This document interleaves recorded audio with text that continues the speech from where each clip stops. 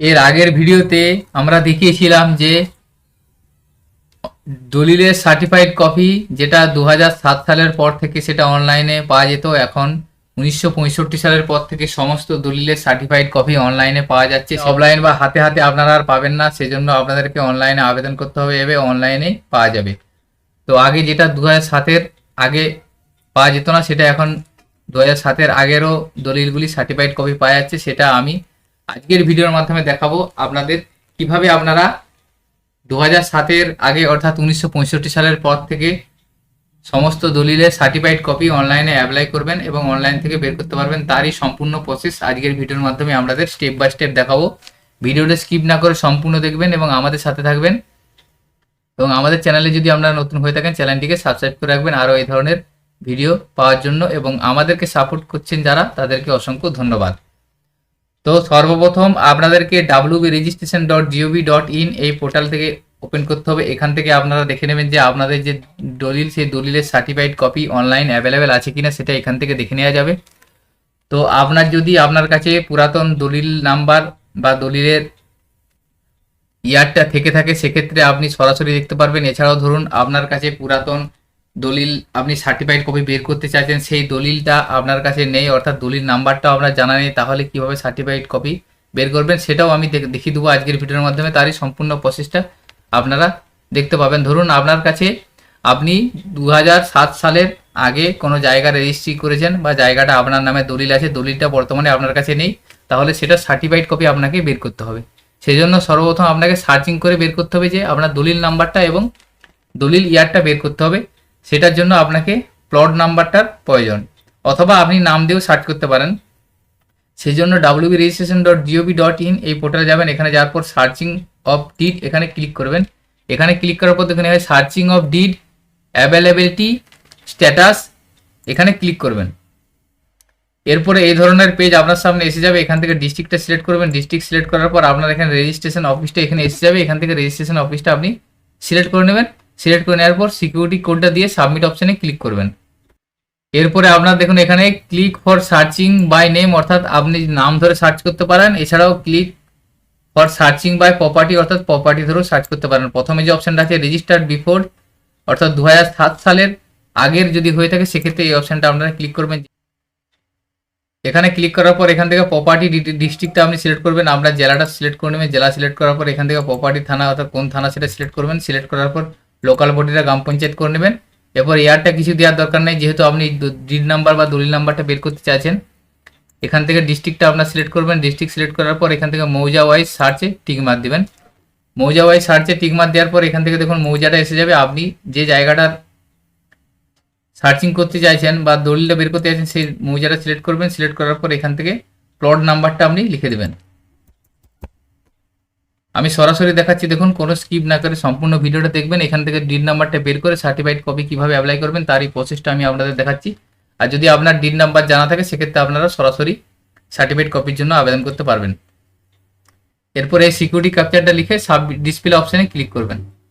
ডিসপ্লেতে ক্লিক করার পর নিচের দিকে দেখুন রেজাল্টটা শো করে যাবে। এখানে আমি যে দাগ নম্বর ধরে সার্চ করলাম সেই দাগ নম্বরের ডিটেলসটা এখানে শো করা গেল। ভিউ ক্লিক করলে আপনি এবং ক্রেতা ও বিক্রেতার নামটা দেখে নিতে পারবেন।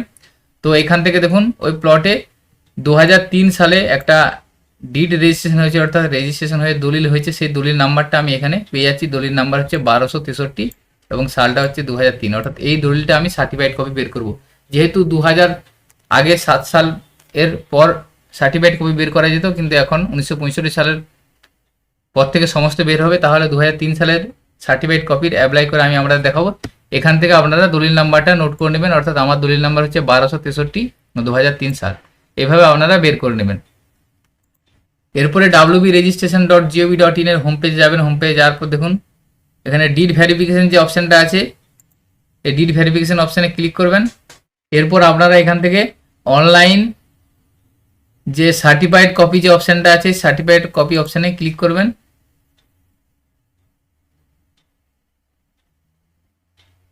এরপর এখান থেকে ডিস্ট্রিক্টটা আপনারা সিলেক্ট করবেন। ডিস্ট্রিক্ট সিলেক্ট করার পর আপনার রেজিস্ট্রি অফিসটা সিলেক্ট করে নেবেন। এখান থেকে দেখুন ডিড নাম্বার চাইবে, এখানে আপনি ডিড নাম্বারটা দিয়ে দেবেন। আপনার যদি ডিড নাম্বার জানা থেকে থাকে তাহলে আগে যে স্টেপটা দেখালাম সেই স্টেপের কোনো প্রয়োজন নেই, আপনি সরাসরি ডিড নাম্বার এবং ইয়ারটা দিয়ে সিকিউরিটি কোডটা দিয়ে সাবমিট করবেন, তাহলে আপনার সার্টিফাইড কপি অ্যাভেলেবেল কিনা সেটা আপনি এখান থেকে দেখে নিতে পারবেন।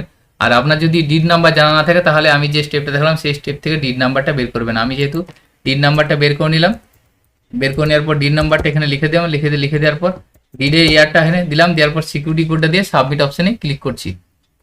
দেখুন সাবমিট অপশানে ক্লিক করার পর এখানে একটা মেসেজ আসছে, online certified copy is available for this did. অর্থাৎ এই যে ডিডটা আমি সার্চ করলাম 2003 সালের, এই 2003 সালের ডিডের অনলাইনে সার্টিফাইড কপি অ্যাভেলেবেল আছে, আমি অনলাইনে এটা অ্যাপ্লাই করতে পারবো। এরপরে আপনাদেরকে অনলাইনে অ্যাপ্লাই করার জন্য wregistration.gov.in এর অফিসিয়ালি হোম পেজে যাবেন। হোম পেজে যাওয়ার পর সার্টিফাইড কপি অফ ডিড যে অপশনটা আছে এই অপশনটায় ক্লিক করবেন। এরপরে একটা ওকে অপশন আসবে, ওকে অপশন আসার পর আপনাদেরকে এই ডিস্ট্রিক্টের পেজে সরাসরি নিয়ে যাওয়া হবে। আপনারা এই ডিস্ট্রিক্টের পেজটা ওপেন করবেন। এখান থেকে এরপর এখানে লগ ইন বা সাইন আপ অপশানে ক্লিক করবেন। এখানে যদি আপনার এই ডিস্ট্রিক্ট পোর্টালে লগ ইন না থেকে থাকে তাহলে এখানে রেজিস্টার করে নেবেন যদি নতুন হয়ে থাকেন। আপনারা যদি লগ ইন থেকে থাকে তাহলে ইউজার নেম অথবা মোবাইল নাম্বারটা দিয়ে ক্যাপচারটা লিখে সাইন ইন অপশানে ক্লিক করবেন, তাহলে আপনার মোবাইলে একটা ওটিপি যাবে, ওটিপি দিয়ে আপনি সেটা লগ ইন করে নেবেন। এই ডিস্ট্রিক্ট পোর্টাল লগ ইন হয়ে যাওয়ার পর আপনারা এখানে সার্ভিস অপশানে যাবেন।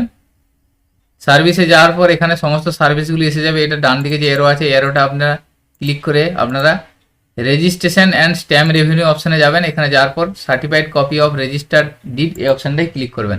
এখানে ক্লিক করার পর একটা ইউজার ম্যানুয়াল আপনার এখানে আসবে, এখান থেকে অ্যাকসেপ্ট অপশানে ক্লিক করবেন। এখানে ক্লিক করার পর নিউ অ্যাপ্লিকেশানে ক্লিক করে আপনারা certified copy of registered did select করে আপনারা সেভ অ্যান্ড নেক্সটে ক্লিক করবেন। সেভ অ্যান্ড নেক্সটে ক্লিক করার পর নেক্সট স্টেপে নিয়ে যাবে সার্চ ডিড। এখান থেকে আপনার ডিস্ট্রিক্টটা সিলেক্ট করবেন। ডিস্ট্রিক্ট সিলেক্ট করার পর ডিড নাম্বারটা এখানে লিখবেন, যে ডিড নাম্বারটা আপনি ওখানে সার্চ করে বের করলেন বা যে ডিড নাম্বারটা আপনার কাছে আছে সেই ডিড নাম্বারটা এখানে লিখে দিবেন।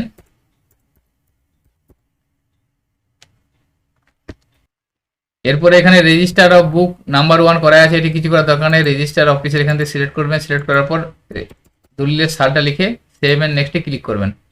সেভ অ্যান্ড নেক্সটে ক্লিক করার পর এখানে অ্যাপ্লিক্যান্ট বেসিক ইনফরমেশন অর্থাৎ আবেদনকারীর নাম এখানে দিতে হবে, যিনি আবেদন করছেন তার ফার্স্ট নেম লাস্ট নেম, দেওয়ার পর মোবাইল নাম্বার মেল আইডি দিবেন, দিয়ে অ্যাড্রেসটা দিয়ে ভ্যালিডেট অপশানে ক্লিক করবেন। ডেটা ভ্যালিডেশন সাকসেসফুল এসে যাবে। এরপর ওকে করবেন। ওকে করার পর প্রিভিউ অপশানে ক্লিক করবেন।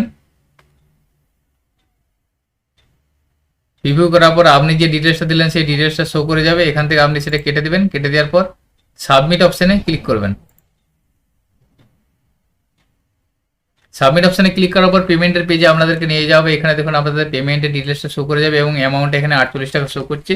এখান থেকে আপনাকে 48 টাকা মাত্র পেমেন্ট করতে হবে। 48 টাকা পেমেন্ট করার পরই আপনি এই ডিডের সার্টিফাইড কপি ডাউনলোড করতে পারবেন। তো আগে কি হতো, অফলাইনে আপনাদেরকে ডিডের সার্টিফাইড কপি বের করতে গেলে বিভিন্ন রকম দালালের চক্করে পড়তে হতো এবং সেখান থেকে আপনাদের অনেক টাকা লেগে যেত। সেক্ষেত্রে আপনাদের অনেকটা সুবিধা হচ্ছে। দেখুন এখানে একটা ডিডের সার্টিফাইড কপি বের করতে মাত্র 48 টাকা খরচ হচ্ছে। তো এটা আপনারা টিকমার্ক দেবেন। আই এগ্রি অপশানে টিকমার্ক দেবেন। টিকমার্ক দিলে কন্ডিশন এগ্রিড হয়ে যাবে। এবার পে অপশানে ক্লিক করবেন।